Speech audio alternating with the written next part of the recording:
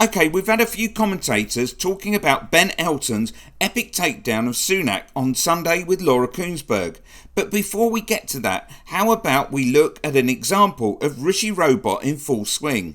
Now this week, you will, after a long time, publish your plans for staffing in the NHS over the long term, that workforce plan as it's described.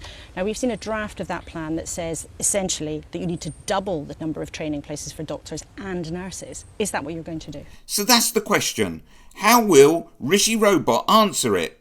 Well, at the beginning of the year, I set out 5 priorities for the country. One of them was to cut waiting lists, and that's why shortly after becoming Prime Minister, we injected more money into the NHS, record funding, in fact, to help the NHS do that. Please consider, when they talk about the NHS and getting record amounts of funding, where is that money going to? Is it to pay for doctors' and nurses' wages? Or is it going to pay corporations who now, like a parasite, have taken up home within the NHS and are sucking the goodness from it from within? But I also want to make sure that the NHS is modernised and it's fit for the future. This probably means selling off even more of it. And that's why we're going to do things differently. And this week we're going to do something that no government has ever done. It's going to be one of the most significant announcements in the history of the NHS. And that is to make sure that it has a long-term workforce plan so that we can hire the doctors, nurses and GPs that we need, not just today, but for years into the future, to provide the care that we all need. Anyway, this is the point I wanted to get to, where Kuenssberg asks, what will this mean for now? So what does that mean? And if I'm a normal patient, what difference will it make and when? So what it will represent is the largest expansion in training and workforce in the NHS's history. Yes. What does it mean for now, though? But it's also going to draw on the latest innovations and techniques to streamline the process from classroom to clinic, because it's right that healthcare adapts and evolve as our needs change. Usually, with the Tories, this means reducing the level of competence expected. And it will be supporting the NHS. This is the NHS's plan, and it's right that we back them to do it. And it will mean people can have confidence that the doctors and nurses and GPs that we all need will be there, and that we can reduce our reliance on foreign-trained healthcare professionals. I think that's something everyone wants to see. For the first time, this plan shows how we can do that. But Kuenssberg asked what it meant for patients now. Didn't you, Laura? But when will ordinary patients see a difference? Because, it takes 7 years to train a doctor, 3 years to train a nurse. So again, if I'm an ordinary patient, when will I see a difference? Well, so I think we should separate into the short term and the long term. I'm a Prime Minister that wants to make a difference today, and that's why cutting waiting lists is one of my 5 priorities, and people can already see that difference. Really? Last year, we practically eliminated the number of people waiting 2 years for treatment. Recently, we've virtually eliminated the number of people waiting 1.5 years. If you look at ambulance response times, A&E waiting times, they've improved considerably from Christmas when they were particularly... I don't think you're really going to notice much difference if you're on a 2-year waiting list or a 1.5-year waiting list. I think that's utterly disgusting. And the fact that he's proud of it just says... You haven't got a clue, mate. Challenging. But you're right, it's also we take the long-term decisions for the years into the future. You say that what you're doing on waiting lists is already working. In actual fact, the overall number of people waiting is the highest that it has ever been. Boom! You've just got owned by Kuenssberg. But listen to Sunak's response. Targets on routine waiting lists have been missed. Targets on cancer care have been missed. You can pick some selective statistics, but overall, the experience that people are having on waiting lists is dreadful in many cases. Remember, he was just saying things have got better and people now can see it. It's because we've had a pandemic, Laura, and the backlog that ensued was always going to take some time to work through. Many waiting lists were going in the wrong direction well before the pandemic.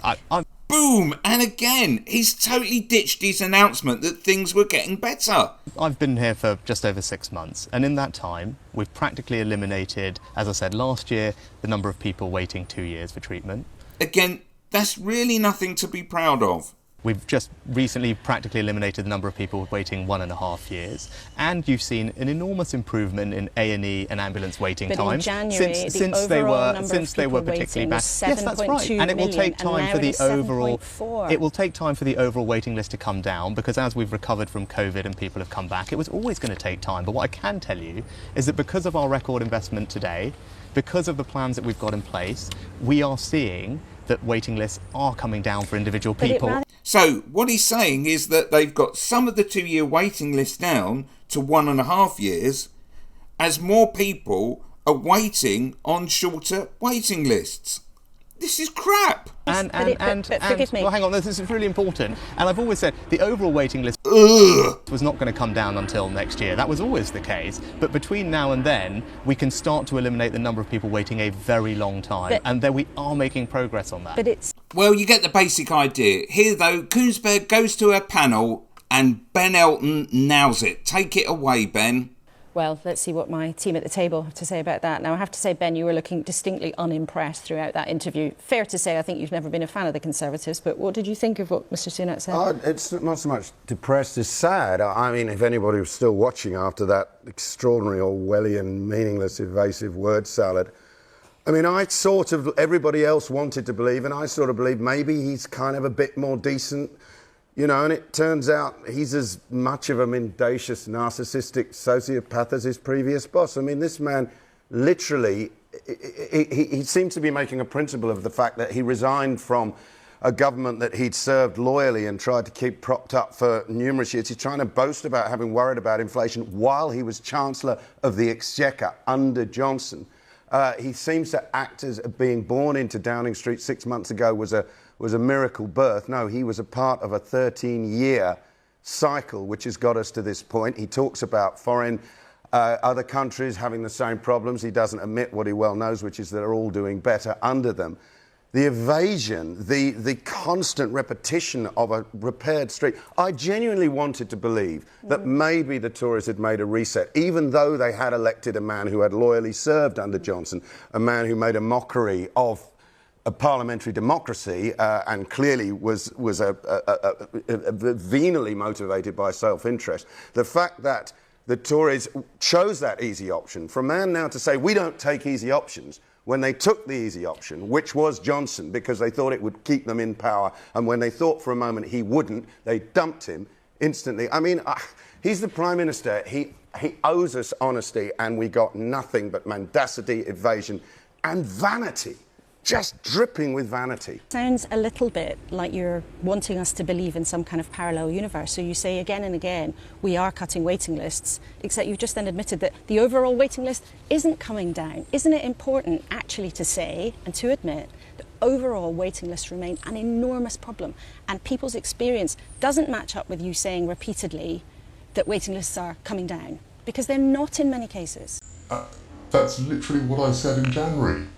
Laura, when I gave my speech about the 5 priorities, cutting waiting lists is rightly on there because it is a priority for the country, because the waiting lists are too high, people are waiting too long.